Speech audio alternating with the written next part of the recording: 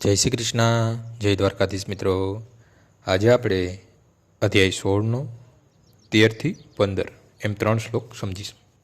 ઇદમદમયા લબ્ધમીમમ પ્રાપ્યશે મનોરથમ ઇદમસ્તિ દમપી મે ભવિષ્યતિ પુનઃધર્મનમ અસોમયા હતઃ શત્રુ નિશ્યે ચાપ રાનપી ઈશ્વરોહમ ભોગી સિદ્ધોહમ બલવાન સુખી આદ્યો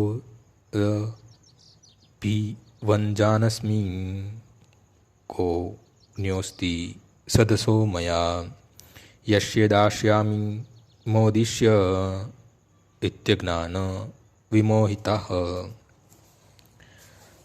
આસુરી મનુષ્યો વિચારે છે, આજે મારી પાસે આટલું ધન છે અને મારી યોજનાઓ દ્વારા હું વળી વધારે ધન મેળવીશ.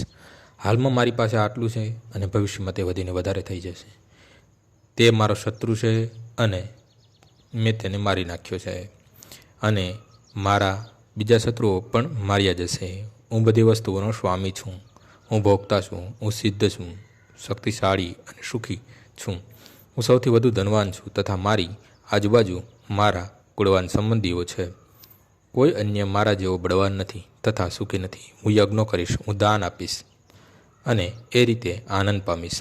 આ પ્રમાણે આવા મનુષ્યો મોહમાં ફસાયેલા હોય છે. આજનો શ્લોક અહીં પૂર્ણ થાય છે. આવતીકાલે ફરીથી સવારે 6 વાગ્યે મળીશું. જય શ્રી કૃષ્ણ.